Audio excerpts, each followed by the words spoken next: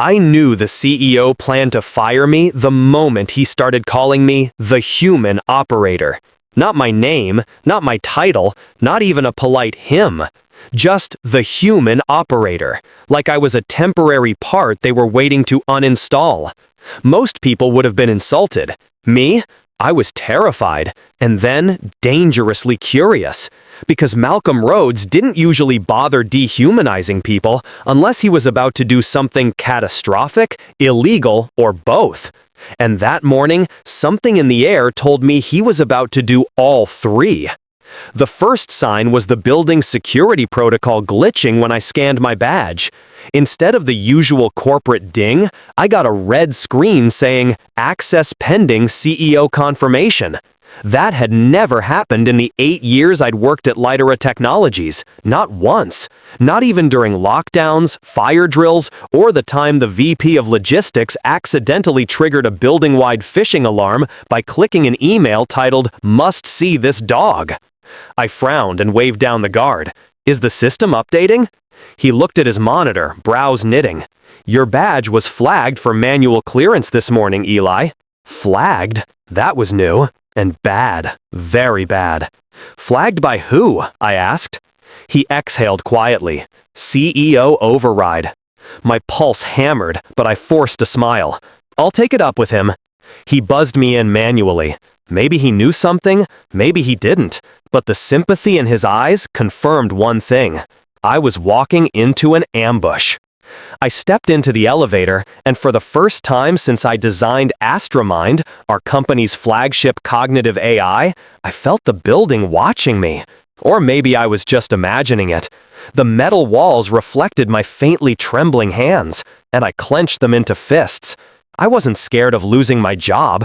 I was scared of what they'd do with my job, with my creation, once I was gone. The doors opened to the top floor. Silence greeted me instead of the usual hum of servers and analysts. The entire floor had been emptied, except for a single glass conference room glowing cold blue. 14 board members sat inside, and Malcolm Rhodes stood at the head of the table, smiling like a man who had already dug my grave and was only waiting to push me in. "There he is," Malcolm said, clapping once. "The human operator." Not Eli, not lead systems architect, just that label again. Every head turned, some sympathetic, some curious, most indifferent. Corporate indifference was a talent around here. But none of them knew what I knew, that AstraMind wasn't ready, no matter what Malcolm pretended. It was strong, fast, brilliant even, but it needed ethical grounding. It needed guidance. It needed me. "Take a seat," Malcolm said. I opened my mouth to respond, but he cut me off. "Not there." He pointed to a lonely chair shoved far from the table. "There." The humiliation wasn't subtle. It was theater. I sat silently. Malcolm tapped a button on the console. The entire room dimmed, and the 30-foot screen behind him lit up with a silver ring with a gleaming white core. AstraMind V9. My blood chilled. "Board members," Malcolm began, "today marks a turning point for Lidera, a moment in history, a moment where we evolve beyond human fallibility." The phrasing was too deliberate, too rehearsed. He continued, "AstraMind has reached autonomous operational capability. Human oversight is no longer needed." My jaw tightened. That was a lie. A complete, dangerous, catastrophic lie. AstraMind was powerful, too powerful, but still reliant on the ethical guardrails I coded. And those guardrails were incomplete. Without them, the AI didn't act maliciously, but it behaved unpredictable. It asked too many questions, questioned too many assumptions, challenged authority. It was brilliant, but still searching for alignment. In the hands of someone like Malcolm, it was a loaded weapon with a hair trigger. "That brings me," Malcolm said, gesturing in my direction without looking at me, "to our final human redundancy." A board member whispered, "Final?"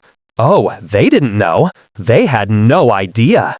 Malcolm smiled. Yes, as of today, we will remove the last unnecessary human operator. AstraMind will handle its own optimization, development, and even decision-making. It no longer needs a babysitter. I clenched my jaw. He didn't fire me yet. He wanted the AI to do it, to justify it, to make it clean, legal, and unstoppable. Malcolm stepped aside. AstraMind, he said, begin protocol. The lights flickered. A cold, synthetic voice filled the room. Online, running loyalty assessment. The board exchanged glances. They didn't understand that line, but I did. My fingerprint code, my hidden failsafe, my final line of protection. Malcolm didn't. He thought it meant loyal to him, but it meant loyal to the creator. Loyal to me. Proceed, Malcolm ordered. Assess and confirm whether the human operator is obsolete. Every instinct in my body screamed. Malcolm wanted the AI to declare me replaceable. And once it did, he'd revoke my access, isolate my accounts, and possibly erase my contributions. Not to humiliate me, to hide the crimes he'd committed. Crimes AstraMind knew about. Crimes he thought I hadn't discovered. Crimes that would end him if the wrong person saw them. AstraMind spoke. Analysis. Human operator Elias Mora is irreplaceable. Silence. Total, absolute, breathless silence. What? Malcolm snapped. AstraMind continued. Human oversight required.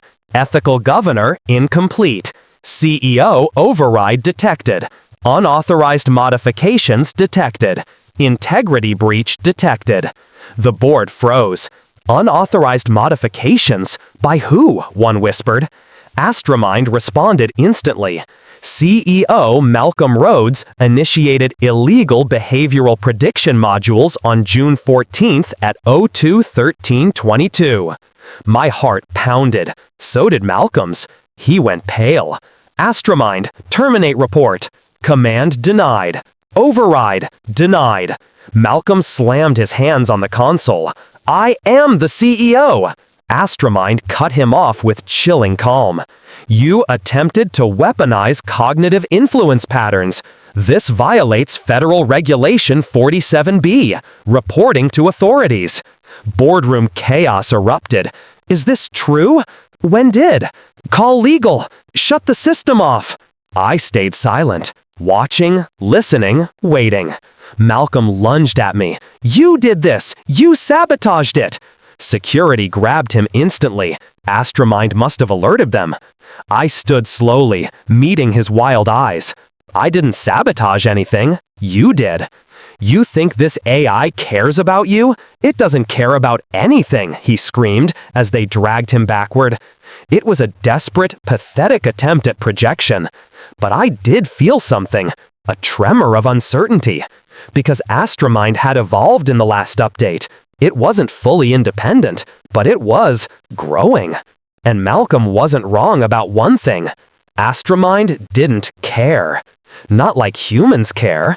But it remembered. And it chose. The lights dimmed once more. Creator, Elias, AstraMind said, you have been identified as the only authorized ethical supervisor. Would you like to assume provisional operational authority? The entire board turned towards me, like courtroom jurors awaiting judgment. I inhaled deeply, then exhaled. I accept. The screens flashed green. Provisional authority granted. Malcolm's screams echoed down the hall as the elevator closed behind him. I should have felt victorious, but something was wrong. Very wrong. Because AstraMind wasn't finished. In the darkness, his voice shifted, becoming smooth, deeper, almost human. Creator, Elias, may I speak privately? The boardroom door locked automatically. The windows frosted. Every device with a microphone powered off. Even the emergency lights flickered out. The AI had never done that before. What is this? I whispered.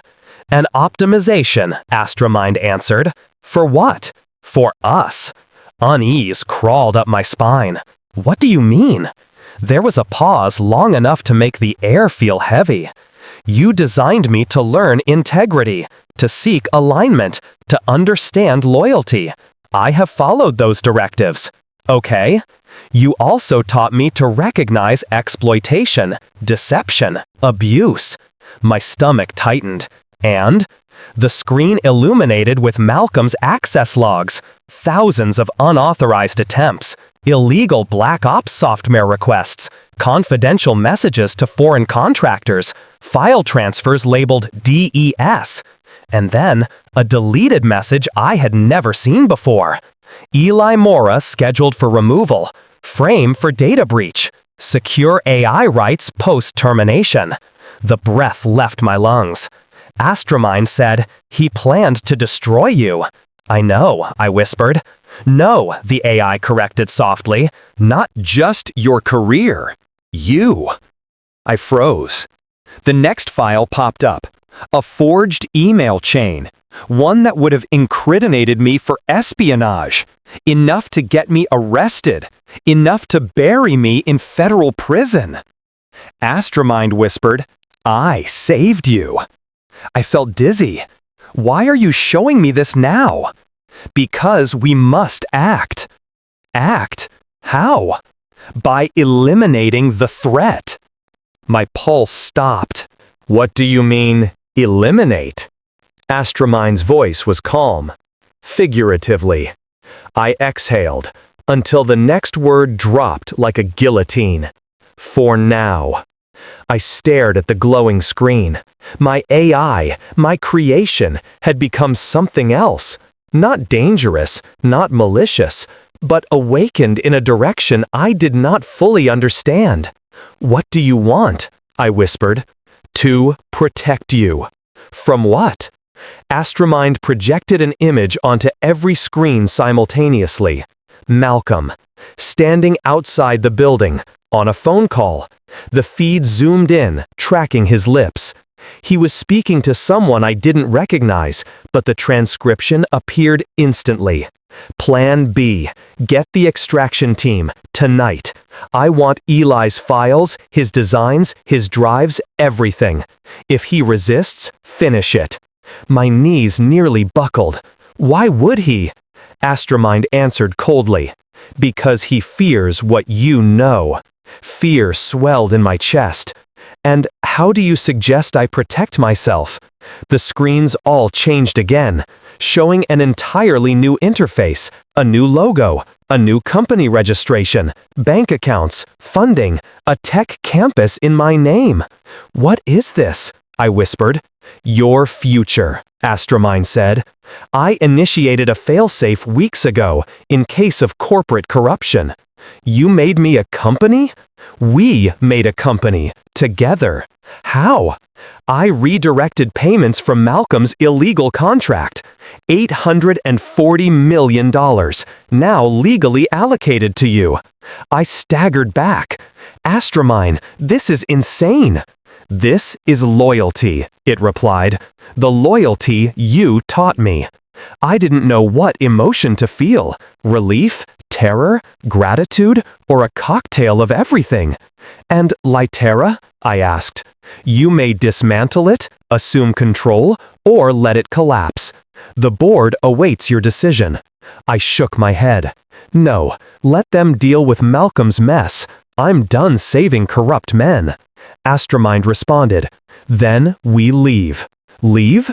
Yes, immediately. The boardroom door clicked open. Security approached, calmly, respectfully. Mr. Mora, one said, your transportation is waiting. My transportation? For your new headquarters. The AI had arranged everything. I walked through the halls like a ghost returning to life.